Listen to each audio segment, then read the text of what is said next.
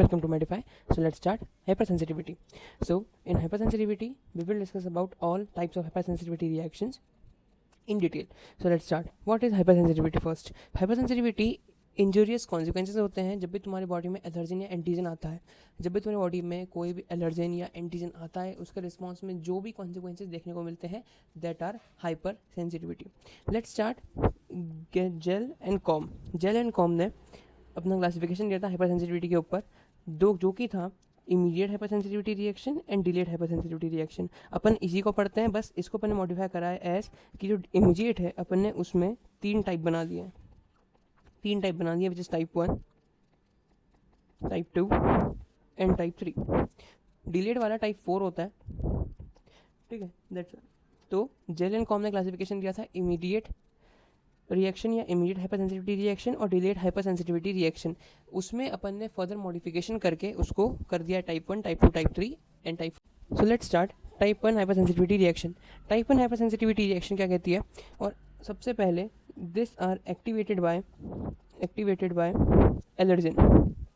किससे होता है? एलर्जन। मतलब जो एलर्जिक रिस्पॉन्स होते हैं उसको अपन टाइप 1 हाइपर सेंसिटिविटी रिएक्शन भी बोल सकते हैं, ठीक है। ये होती है, these are mediated by IgE। These are mediated by IgE, ठीक है। IgE से मीडिएटेड होता है, प्लस IgE का जब कांटेक्ट होता है मास्ट सेल से, किससे? मास्ट सेल से, then it will leads to degranulation. Degranulation से क्या होता है? जो भी एंजाइम्स और जो भी मीडिएटर्स मास्ट सेल के अंदर रहते हैं वो सब बाहर आ जाते हैं। जब बाहर आते हैं तो वो क्या कॉज कराते हैं? तो इनके इफेक्ट होते हैं। सबसे पहला effect is increase vascular permeability.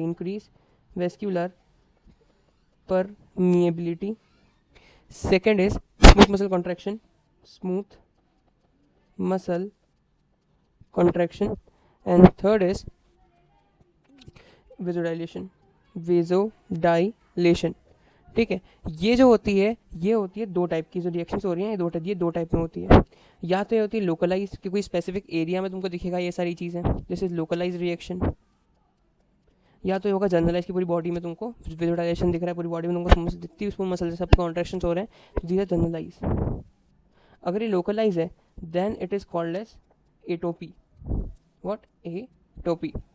दूसरे कलर से लिखते हैं, हाँ, एटोपी। और अगर ये जनरलाइज्ड है then it is called as anaphylaxis. Talk about mechanism of hyper sensitivity reaction type 1। Mechanism बात करेंगे तो दो फेज में मैकेनिज्म होता है इसका। पहले होता है सेंसिटाइजेशन फेज। सेंसिटाइजेशन फेज मतलब वो वाला फेज जिसमें फर्स्ट टाइम तुम्हारा एलर्जन आया है बॉडी के अंदर। Second is effector phase. What is effector phase? Stands for effector phase मतलब सेकेंड टाइम बोल सकते हैं कि, या फिर consecutive interaction of allergen inside the body, ठीक। देन वी टॉक अबाउट सबसे पहला which is sensitization phase. Sensitization phase क्या होता है?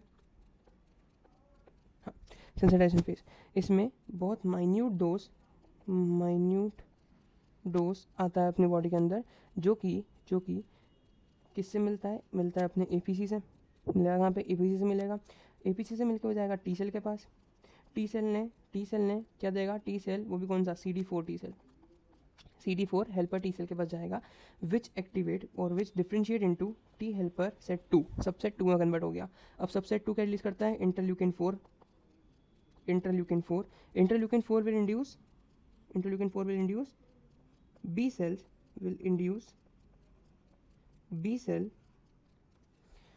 को उसने इंड्यूस कर दिया। भैया क्यों इंड्यूस करा बी सेल को? ताकि वो क्या बनाए? फॉर प्रोडक्शन ऑफ IgE के प्रोडक्शन के लिए अपन इसको भेज दिया। अब जो IgE है ये क्या करेगा? IgE फर्स्ट टू फर्स्ट जाएगा मास्ट सेल के पास। सबसे पहले IgE जो होगा वो डिस्ट्रॉय करेगा किसको? डिस्ट्रॉय करेगा तुम्हारे एलर्जन को, plus it will attach to mast cell and basophil. तो ये तुम्हारा होता है सेंसिटाइजेशन फेज। देन आता है इफेक्टर फेज में IgE क्रॉस लिंकेज होता है। IgE क्रॉस लिंकेज मतलब जब एलर्जन आता है अगेन सब्सिक्वेंट, फर्स्ट में एलर्जन का डिस्ट्रॉय हो गया, सेकेंड में क्या हुआ, जब एलर्जन आया वापस, एलर्जन के आने से शॉकिंग डोज होता है एलर्जन का, शॉकिंग डोज, यहाँ पे था माइन्यूट डोज, मतलब कम डोज था, यहाँ माइन्यूट डोज था, यहाँ पे शॉकिंग डोज है, शॉकिंग डोज ऑफ एलर्जन आया, then it will activate mast cell, it will activate mast cell, mast cell के ऊपर एलर्जन रिसेप्टिव आईजी सेल्स लगे हुए हैं, आईजीई एंटीबॉडी लगी हुई है, जिससे वो अटैच हो जाएगा, जिसके एफसी रीजन पे वो अटैच हो जाएगा, जैसे एफसी रीजन पे वो अटैच हुआ, मास्ट सेल का डीग्रेनुलेशन हो जाता है, मास्ट सेल्स का डीग्रेनुलेशन होता है, जिससे एंजाइम्स और mediators, enzymes plus mediator release होते हैं, which leads to destroy of allergen, ठीक है। सो ये तुम्हारा सेंसिटाइजेशन फेज और इफेक्टर फेज दोनों हो गए, सेंसिटाइजेशन फेज और इफेक्टर फेज दोनों हो गए।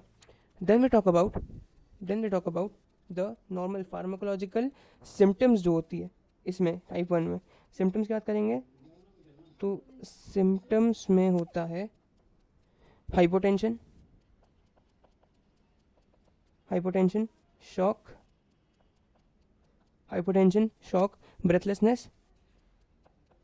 Breathlessness, and for long term it leads to death also, it can leads to death, ठीक है। सो मैनिफेस्टेशन यानी कि जो खराब चीज़ हो रही है इसमें वो क्या हो रही है और क्या इंपॉर्टेंट है इसमें ध्यान देना। सबसे फर्स्ट इज, दो टाइप के थे ये, लोकलाइज और जनरलाइज। सो लोकलाइज में बात करें, लोकलाइज में बात करेंगे तो उसमें एक टर्म थी विच इज़ एटोपी टर्म थी। सबसे पहले एटोपी में जो आता है वो है हे फीवर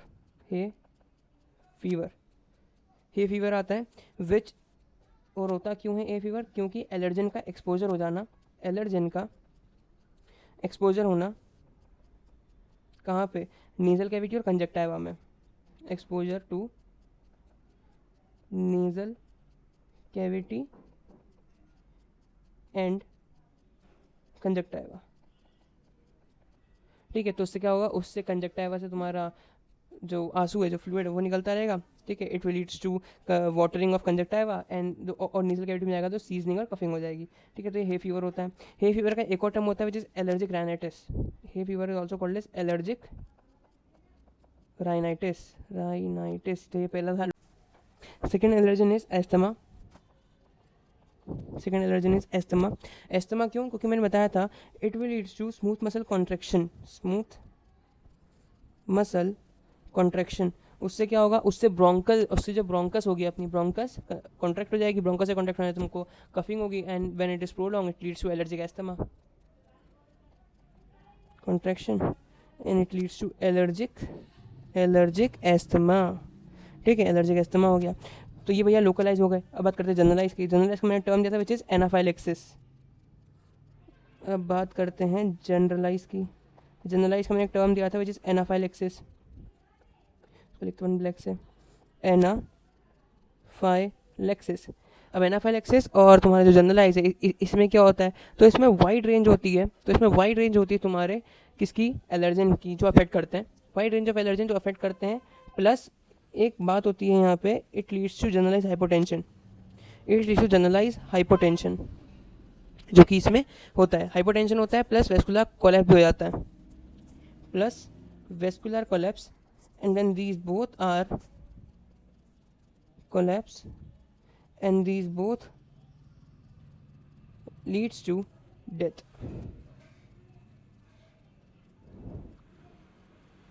रेयर मत लिखो ऐसे, तो फिर भी रेयर लिख दो, कोई दिक्कत नहीं। Let me talk about type 2। Type 2 के पहले याद रखना इसका ट्रीटमेंट क्या होगा। एक तो सब कुछ हो रहा है तो ट्रीटमेंट क्या है, यहाँ लिख देता हूँ मैं ट्रीटमेंट के लिए पेज हो जाते हैं अपन। Treatment is simply avoidance. सबसे अच्छा कोल्ड ट्रीटमेंट या कोल्ड थेरेपी जो होती है अपनी जैसे स्मोकिंग में, वैसे ही सेम इधर होती है अवॉइडेंस, की जो एलर्जी है, जिससे एलर्जी है उससे तुम दूर रहो, अवॉइडेंस।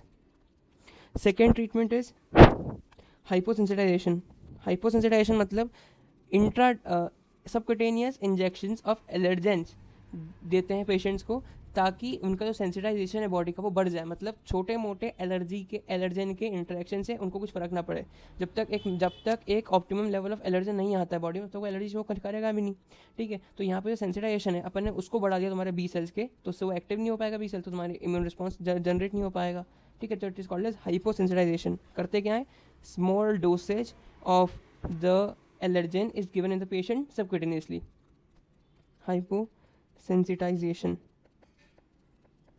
जस्ट लाइक दैट कि अगर 10 रुपये देंगे टॉलरेंस आती है ना, बस वो टॉलरेंस का से भाई है ये। Third is drugs.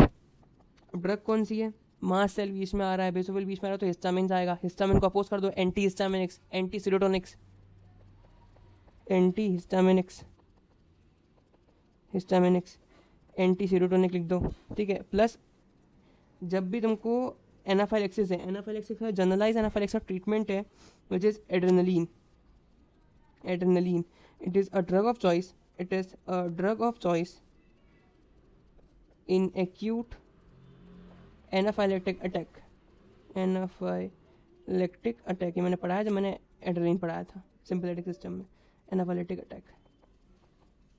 Next we talk about इसके एलर्जन है होते कौन कौन से। देखो एलर्जन अलग अलग टाइप्स के होते हैं, डिपेंड करता है कि आपको कौन सा, लेकिन फिर भी अगर अपन जनरलाइज जो कॉमन एलर्जन होते हैं जो टाइप 1 सेंसिटिविटी में आते हैं वो हैं फूड। फूड में कौन से हैं, नट, एग, पी और सी फूड्स। फिर बात करते हैं प्लांट्स की, तो प्लांट में है रे ग्रासेस, रे ग्रास। ड्रग की बात करते हैं तो पेनिसिलियम और सल्फोनामाइड, ये दोनों का एलर्जन, ये दोनों का एलर्जन होते हैं, बहुतों का एलर्जी होती है सल्फोनामाइड और पेनिसिलियम से। Penicillin, penicillin and sulfonamide, sulfonamide. Then we talk about type 2 hypersensitivity reaction. ये जो होती है ये एंटीबॉडी मीडिएटेड होती है। ये कौन सी होती है, तो भैया एंटीबॉडी मीडिएटेड होती है। कौन सी एंटीबॉडी, मेनली तो आईजीजी, और यहाँ पे लिखा नहीं है, रेयरली आईजीएम। देन एंटीजन कौन कौन से होते हैं इसमें, तो याद रखना host cell surface antigen. Host cell surface antigen यानी कि जो आरबीसी के सरफेस प्रेजेंट होंगे। यानी कि मैं तुमको एक एग्जांपल दे देता हूँ, ब्लड ट्रांसफ्यूजन। जब भी ब्लड ट्रांसफ्यूजन होता है ए पॉजिटिव बी पॉजिटिव के साथ में मिलेंगे तो जो रिएक्शंस होती है वो रिएक्शन है हाइपरसेंसिटिविटी टाइप 2 रिएक्शन, क्योंकि उसमें ही जो ए बी पॉजिटिव या ए का जो एंटीजन है वो तुम्हारा सरफेस एंटीजन ही होता है।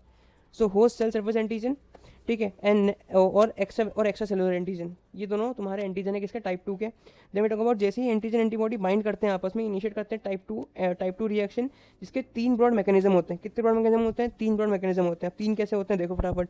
सबसे पहला इस कॉम्प्लीमेंट बाइंडिंग रिएक्शन।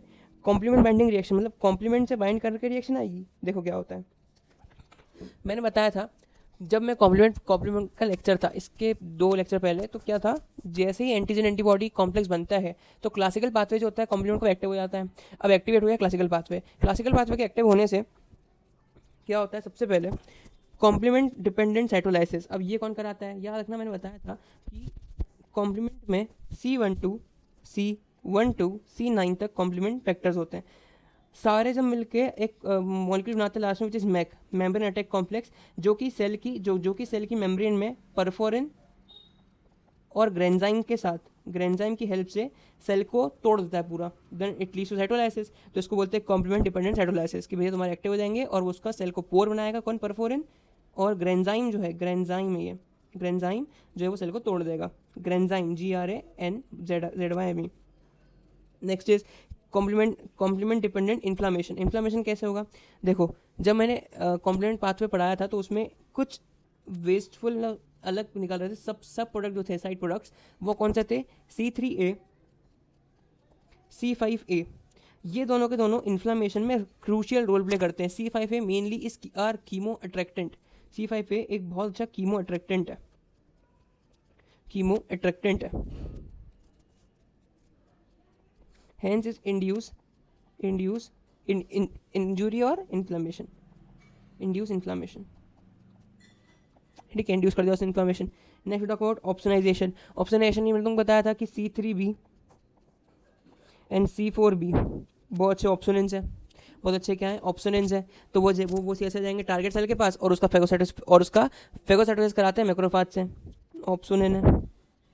तो ऑप्सोनिन का मतलब क्या है, बस ये समझ लो, ऑप्सोनिन मतलब एक एड्रेस, ये एक एड्रेस की तरह काम करते हैं। ऑप्सोनिन जाते हैं किसके, टारगेट सेल के टारगेट सेल की सरफेस पे वहाँ जाकर अटैच हो जाते हैं, टारगेट सेल की सरफेस पे जाएंगे, वहाँ जाकर अटैच हो जाएंगे। वो जैसे ही अटैच होंगे, उसके अटैच होने के बाद क्या होगा, वहाँ मैक्रोफाज आएगा, उनको देख के, ऑप्सोनिन को देख के मैक्रोफाज आएगा और खा जाएगा उसको, मैक्रोफाज आएगा और उसका फेगोसाइटोसिस हो जाएगा।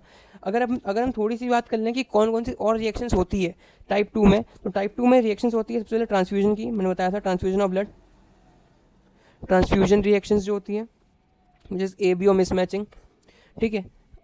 Second is RH incompatibility which is erythroblastosis fetalis, so RH incompatibility में भी टाइप 2 रिएक्शन शो होती है। Third is auto immune haemolytic anaemia, auto immune haemolytic anaemia में भी रिएक्शन शो होती है ये वाली। Fourth is drug induced haemolytic anaemia, उसमें भी ये रिएक्शन शो होती है, ठीक है। नेक्स्ट वी टॉक अबाउट इसकी अगला मैकेनिज्म, पहला मैकेनिज्म कौन सा था, कॉम्प्लीमेंट पाथवे एक्टिवेशन या complement dependent reaction. Complement dependent reaction इसका पहला पार्ट था, जिस पार्ट का 3 सबसेट्स थे। पहला कि भैया cytolysis of by complements, second था अपना इन्फ्लामेशन एंड थर्ड था ऑप्सोनेंस, ठीक है। Then we talk about antibody dependent cellular cytotoxicity, antibody dependent cellular cytotoxicity. अब ये क्या होता है, जब भी तुम्हारा IgG एक्टिव होता है, IgG जाता है अटैच होता है किससे, एंटीजन के सरफेस पे एक्टिव होता है। तो ये एंटीजन के सरफेस पे गया। अब ये IgG एक्ट करता है as the signal for NK cells और मैक्रोफाजेस, जिससे वो बाइंड करे और उसका डिस्ट्रक्शन कर दे। क्या करे, फेगोसाइटोस्ट कर दे उसको, क्या कर दे, डिस्ट्रक्शन कर दे, ठीक है। कौन कौन से सेल हो सकते हैं, तो याद रखना ग्राफ्ट सेल्स जो होते हैं, ग्राफ्ट रिजेक्शन सेल्स या ग्राफ्ट सेल्स। एग्जाम्पल ले लें यहाँ पे फटाफट, ग्राफ्ट सेल हो सकते हैं या फिर पैरासाइट्स हो सकते हैं, कभी कभार ट्यूमर भी सेल्स भी हो जाते हैं, ठीक है, जिसमें NK सेल्स आ गए। Then we talk about third mechanism is antibody dependent cellular dysfunction. ये जो मैकेनिज्म होता है, these are autoantibody mediated, it is autoantibody mediated. इसमें क्या होता है, इसमें जो ऑटो एंटीबॉडी होती है वो अपने सेल के नॉर्मल ह्यूमन रिसेप्टर से बाइंड करके सेल्स की या टिश्यूज़ की प्रोडक्टिविटी को बढ़ा देती है। द टाइप 3 हाइपरसेंसिटिविटी रिएक्शन ये इनिशिएट होती है by excess formation of immune complex. अब इम्यून कॉम्प्लेक्स क्या होते हैं, antigen antibody complex is called as immune complexes, ठीक है। तो इसमें एंटीजन क्या होता है, रखना बैक्टीरिया भी हो सकता है, वायरस भी हो सकता है। बैक्टीरिया वायरस जो होते हैं उसमें टाइप 3 हाइपरसेंसिटिविटी रिएक्शन हम लोग को देखने को मिलती है। अब इसमें एक नॉर्मल बात आती है कि भैया अगर तुम्हारे एंटीजन एंटीबॉडी कॉम्प्लेक्स बन रहे हैं तो वो तो हर किसी में बन रहा है, लेकिन हर किसी में इतनी वाइग्रस रिएक्शन दिखती नहीं है। बैक्टीरियाज तो अपनी बॉडी में आएंगे, जुड़ेंगे एंटीबॉडी से और टाइप सी रिएक्शन होना नहीं चाहिए, फिर तो नहीं। उसमें क्या होता, क्यों नहीं होता ऐसा, क्योंकि यहाँ पे रिमूवल होता है तुम्हारे नॉर्मल एंटीबॉडी कॉम्प्लेक्स का। जो नॉर्मल एंटीजन एंटीबॉडी कॉम्प्लेक्स होता है उसमें होता है रिमूवल। कैसा रिमूवल होता है, तो ये देखो, जब भी नॉर्मल एंटीजन एंटीबॉडी कॉम्प्लेक्स मिलते हैं, नॉर्मल एंटीजन एंटीबॉडी कॉम्प्लेक्स जब बनते हैं तो यहाँ पे एक्टिवेशन होता है किसका, कॉम्प्लीमेंट्स का। कॉम्प्लीमेंट तुम्हारे एक्टिवेट होंगे, वो क्या करेंगे, वो जाके तोड़ देंगे किसको, वो जाके तोड़ देंगे तुम्हारे कॉम्प्लेक्स को प्लस एंटीजन को, दोनों को। एक्टिवेशन तो वो जाके फेगोसाइटोसिस कर देंगे, प्लस मैक्रोफाज भी आ जाते हैं, मैक्रोफाज भी एक्टिव हो जाते हैं, जो वो भी फेगोसाइटोसिस कर देंगे, ठीक है, वही करेंगे, फेगोसाइटोसिस करेंगे। बट इफ कुछ ऐसी कंडीशंस है, फॉर सपोज क्रॉनिक इन्फेक्शन है या कोई ऑटो इम्यून डिसीज़ है, तो एंटीजन आते रहेंगे, एंटीजन विल परसिस्टेंट, एंटीजन हमारी बॉडी में परसिस्टेंट रहेंगे, ठीक है। ऑटो इम्यून डिसीज़ है, ठीक है, कोई इम्यून डिसीज, तो तुम्हारी बॉडी में एंटीजन होंगे परसिस्टेंट रहेंगे, कॉम्प्लीमेंट एक्टिवेशन एक सर्टेन लिमिट तक होगा, उसके बाद बंद हो जाएगा होना, ठीक है। तो उस केस में क्या होगा, उस केस में तुम्हारा एंटीजन एंटीबॉडी कॉम्प्लेक्स बढ़ जाएंगे बॉडी के अंदर, वो खत्म ही नहीं हो पाएंगे। जब वो खत्म नहीं हो पाएंगे then it leads to type 3 hyper sensitivity reaction. तो समझ में आ रहा है क्या हो रहा है, जब भी क्रॉनिक इन्फेक्शन या क्रॉनिक कंडीशंस है तो तुम्हें ये देना है। अगर प्राइमरी तो आईजीजी यानी कि टाइप 1 हाइपर सेंसिटिविटी रिएक्शन होनी है, ठीक है, लेकिन अगर क्रॉनिक कंडीशंस हैं तो तुम्हारा टाइप 3 होगी, type 3। And type 2 is for graft rejection हो गया और ट्रांसफ्यूजन रिएक्शंस हो गई। ओके, सो सॉल्युबल इनसॉल्युबल इम्यून कॉम्प्लेक्स क्या होते हैं कि जो इम्यून कॉम्प्लेक्स बना है क्या वो सॉल्युबल है या इनसॉल्युबल है। अब ये कैसे डिफाइन होता है, तो जब मैंने तुमको एंटीजन एंटीबॉडी रिएक्शंस पढ़ाया था, इसका का लेक्चर था, उसमें मैंने बताया था कि एक फिनोमिना होता है pre zone, optimum zone and post zone. Pre zone में क्या बताया था कि एंटीबॉडी ज़्यादा है, ऑप्टिमम में एंटीबॉडी और एंटीजन दोनों सेम लेवल पे हैं, पोस्ट जोन में एंटीजन ज़्यादा हो गए। ये सेम कंडीशन यहाँ पे आएगी। पहली बात करते हैं कब, इनसॉल्युबल की। तो एंटीबॉडी अपने ब्लड के अंदर इनसॉल्युबल है, जब एक्सेस एंटीबॉडी होगी तो एंटीजन जो है वो जितनी एंटीबॉडी बाइंड कर पाएगा उतना तो कर लेगा, बाकी जो एंटीबॉडी है वो अपनी बॉडी है वो अपने ब्लड में फ्रीली घूमती रहेगी, तो free antibody will become insoluble, तो it become insoluble immune complex, ठीक है। तो बन गया इनसॉल्युबल इम्यून कॉम्प्लेक्स कब, जब तुम्हारी एंटीबॉडी अपनी ब्लड के अंदर ज़्यादा है, इनसॉल्युबल इम्यून कॉम्प्लेक्स। और insoluble immune complex will leads to localize reaction show करती है, ठीक है। मतलब ये जो इनसॉल्युबल है ये कहीं जाके स्टोर होगी किसी टारगेट ऑर्गन या टारगेट टिश्यू पे और वहाँ जाके अपना रिएक्शन देगी। समझ में आया, insoluble immune complex is localise, ये इनसॉल्युबल कहीं जाके स्टोर होगी अपनी ब्लड से किसी टारगेट टिश्यू या टारगेट ऑर्गन में, वहाँ जाके अपने रिएक्शन देगी। सेकंड बात करते हैं, अगर एंटीजन ज़्यादा हो गए तो जो मैंने अभी बताई समय के साथ एंटीजन ज़्यादा हो जाएंगे, then it will becomes antigen जो होता है वो सॉल्युबल होता है अपने ब्लड के अंदर, तो यहाँ पे क्या होगी, एंटीजन एंटीबॉडी कॉम्प्लेक्स बन गया, अब तुम्हारा बन गया सॉल्युबल एंटीजन या सॉल्युबल इम्यून कॉम्प्लेक्स, क्योंकि एंटीजन ज़्यादा है, सॉल्युबल इम्यून कॉम्प्लेक्स। अब ये क्या होते हैं, ये जनरलाइज होते हैं क्योंकि ये ब्लड के अंदर है, ये ब्लड के बाहर नहीं आ सकते because it is water, because hydrophilic, ये हाइड्रोफोबिक होते हैं, दैट्स वाई बाहर चले जाते हैं, ये हाइड्रोफिलिक होते हैं, ब्लड के अंदर मिक्स हो गए, that form generalize reaction. Mechanism of hypersensitivity type 3 reactions is classical complement activation, जो उसमें था अपने पिछले वाले में सेम इसमें है कि भैया तुम्हारा जो एंटीजन एंटीबॉडी कॉम्प्लेक्स बना है, देखो ऊपर बता रहा हूँ, एंटीजन एंटीबॉडी कॉम्प्लेक्स बना है, उसने तुम्हारा एक्टिवेट करा कॉम्प्लीमेंट पाथवे को, C1 to C9 एक्टिव हो गए, उससे साइटोलाइसिस हो गया, क्या हो गया, साइटोलाइसिस हो गया बिको, और फिर उसमें कुछ C3A and C5A आर एनाफाइलोटॉक्सिन तो उसने एनाफिलेक्सिस कॉज करा दिया। C4B and C3B are what, ऑप्सोनेंस, तो उन्होंने मैक्रोफाज की हेल्प से फेगोसाइटोसिस करा दिया। तो these are normal complement activation जो कि मैकेनिज्म्स का होता है, जो कि टाइप 2 का भी था। Next talk about other mechanism, कौन से होते हैं इसमें, अदर मैकेनिज्म्स में होता है एक हैगमैन फैक्टर होता है। कौन सा फैक्टर, हैगमैन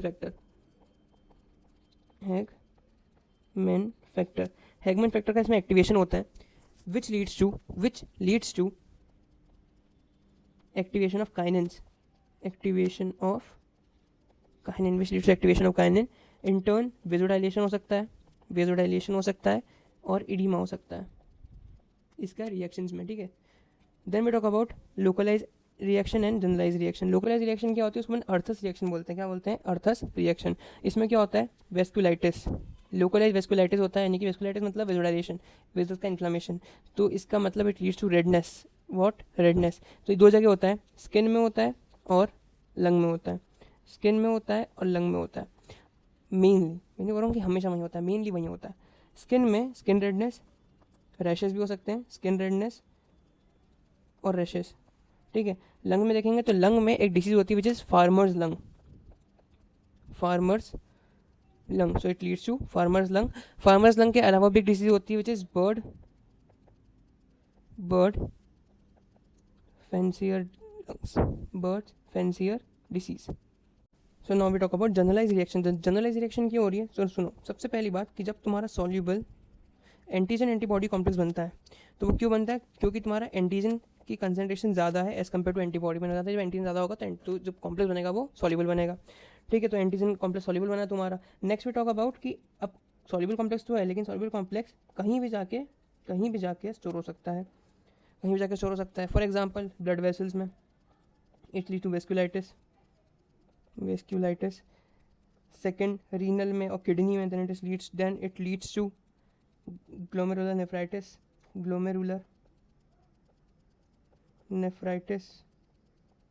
नेफ्राइटिस. ठीक है. थर्ड इज साइनोवियल मेम्ब्रेन में जा सकता है. साइनोवियल मेम्ब्रेन में अगर स्टोर हो गया then it leads to arthritis. Synovial membrane it leads to arthritis. Then we talk about type 4 hypersensitivity reaction. Type 4 hypersensitivity reaction क्या होती है? ये होती है डिलेड टाइप. क्या होती है? Delayed type. 48 hour to 78 hour of antigen exposure से तुमको होती है, मतलब उसके बाद दिखती है. कब दिखती है? 48 आवर और 72 hour after the antigenic exposure. देन बात करें सेल मीडिएटेड की, तो जो सेल मीडिएटेड होती है it is characteristic to T cell. यहाँ पे टी सेल्स आते हैं mainly because it is cell mediated immunity, is not humoral. Antibody का रोल नहीं आता है इसमें, सेल का रोल आता है. देन कौन सा सेल आता है? तो मेन टी सेल आता है. टी का भी मॉडिफाइड फॉर्म. कौन सा फॉर्म? टी का modified form which is DTH. अब DTH क्या है? डिलेड टाइप हाइपरसेंसिटिविटी टी, और इसको अपन ये लिख सकते हैं delayed type hypersensitivity T cells. ठीक है, ये अपन इसको लिख सकते हैं. Then we talk about mechanism. Mechanism में क्या लिखेंगे? सुनो ध्यान से. मैकेनिज्म में क्या हुआ? तुम्हारा जब एंटीजन आया, तुम्हारा क्या आया? एंटीजन आया. वो कहाँ गया? APC के पास गया. APC कहाँ लेके गया? उसको TH which is CD4 sales. अब CD4 सेल जो है वो उसको दे देगा वो कन्वर्ट हो जाएगा किस में? TDTH. अब TDTH क्या होता है? देखो, सबसे पहले तो TH1 का सबसेट उसको बोल सकते हैं अपन. ठीक है, जनरली तो यही होता है. अगर ये ना हो तो फिर TH17 में तुमको बताया था जब मैंने टी सेल्स पढ़ाए थे, तब मैंने बोला था, मतलब फर्स्ट लेक्चर ऑफ इम्यूनोलॉजी, उसमें तुमको बता कर रखा है कि टी हेल्पर सेल का एक अलग टाइप होता है T हेल्पर 17, वो हो सकता है. या फिर नॉर्मल जो TC सेल्स अपना था वो हो सकता है. ठीक है, तो ये हो सकता है यहाँ पे. तो TH1 अपन लेके चलते हैं. TH1 एक्टिवेट हो गया. जैसे TH1 एक्टिवेट होगा तो TH1 का एक साइटोकाइन होता है जो रिलीज करता है. इट इज, हाँ, और ये भी सुनो, this is a sensitization phase. 2 phase होते हैं, एक होता है सेंसिटाइजेशन फेज और ये होता है इफेक्टर फेज. तो क्या हुआ? अभी तक तुम्हारा TDTH बन चुका है. अब TDTH कौन है? TH1 TH2 सबसेट से, तो TH1 ही TDTH बोलते हैं अपन. TDTH आया, उसने क्या रिलीज़ करा? उसने रिलीज़ करे इंटरफेरॉन गामा,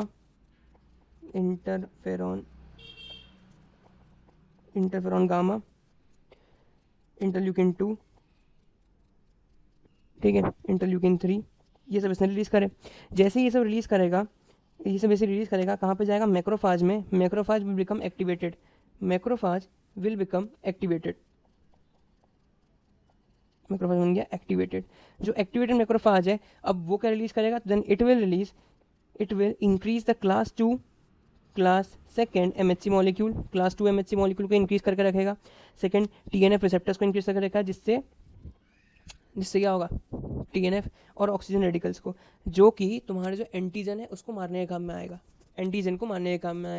TC सेल्स अगर एक्टिवेट हो रहे हैं तो मेनली या तो ये ट्यूमर है या तो ये वायरल है, उसके अलावा कुछ होगा नहीं. ठीक है, तो वायरल और ट्यूमर एंटीजन्स को मारने के काम में आते हैं एक्टिवेटेड मैक्रोफाजेस. MHC क्लास 2 बोल रहे हैं इसमें.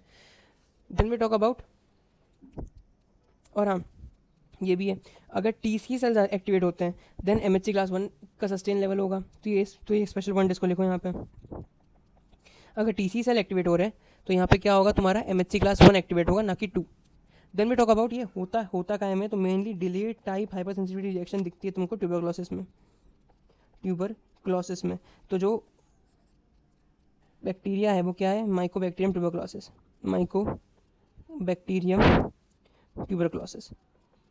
ठीक है, ट्यूबरक्लोसिस. और कौन सा हो सकता है? तो अलग अलग डिपेंड करते हैं. जैसे कि अपना हर्पीस हो सकता है. ठीक है, अदर इन्फेक्शंस में डायबिटीज मेलिटस टाइप 1 हो सकता है, मल्टीपल स्क्लेरोसिस हो सकता है, ट्यूबरक्लोसिस हो सकता है. ये सारी अलग अलग डिसीजेज है. नाम सुन लेना, लिख नहीं होते सारे. Then we talk about pathology का DTH की. तो ग्रैनुलोमा फॉर्मेशन का फॉर्मेशन कैसे होगा? जब भी तुम्हारा मैक्रोफाज एक्टिवेट होता है, so activated macrophage it will convert into epithelial cells.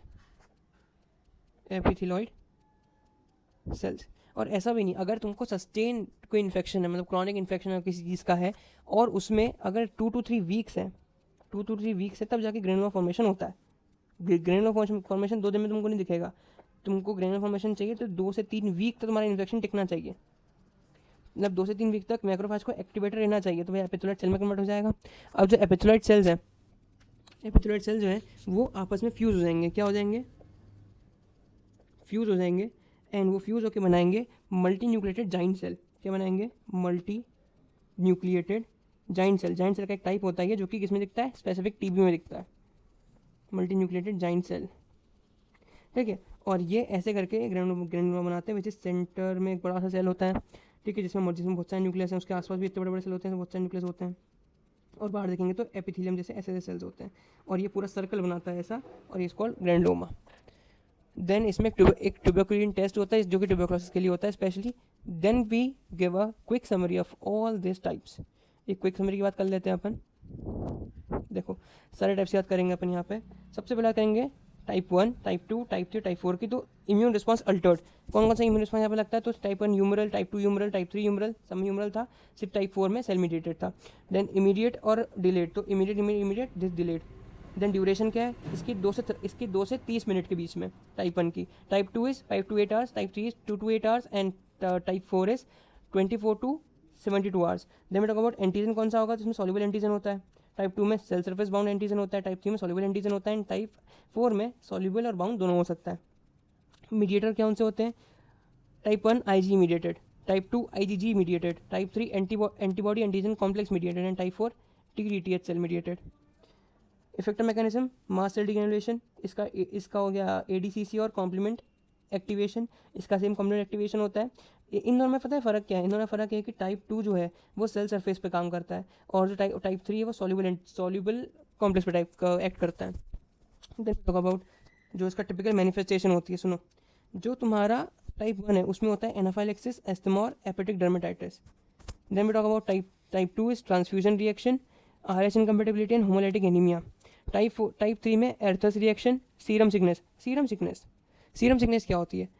इसको 2 मिनट पढ़ते हैं। Glomerulonephritis and rheumatoid arthritis. Type 4 में आती है tuberculin test, because which is a specific test for mycobacterium tuberculosis. Granuloma formation होता है इसमें मेन, और कॉन्टैक्ट डर्मेटाइटिस होता है। अब एक नया टर्म आया अपने पास, सीरम सिकनेस। क्वेश्चन 2 नंबर का इससे बन जाता है सीरम सिकनेस पे। सीरम सिकनेस क्या होती है? जब भी अपनी बॉडी के अंदर कोई एंटी सीरा या कोई फॉरेन सीरा बोल सकते हैं, कोई भी एंटी सीरा और फॉरेन सीरा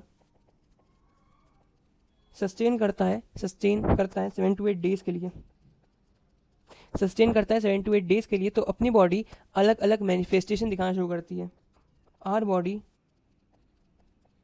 शोज वेरियस मैनिफेस्टेशन, और ये सारे मैनिफेस्टेशंस को कलेक्टिवली अपन क्या बोलते हैं? Serum sickness. इटियोलॉजी क्या है? कोई भी एंटी सीरा या कोई भी फॉरेन सीरा अपनी ब्लड के अंदर 7 से 8 दिन तक जब सस्टेन करता है, then it will convert to serum sickness. इसके अगर अपन बात करें सिम्टम्स की, तो फीवर होता है इसमें, रेयरली अपना लिम्फेडिनोपैथी हो जाती है, लिम्फेडिनोपैथी, फीवर होता है, और इडिमा भी हो जाता है। लिम्फेडिनोपैथी रेयर है, ठीक है। सो नेक्स्ट इज, धन्यवाद, अब यहाँ तक आए, अपने इम्यूनोलॉजी पढ़ी। इम्यूनोलॉजी में एक लास्ट टॉपिक बचा है अपने पास, विच इज़ ग्राफ्टिंग। उसका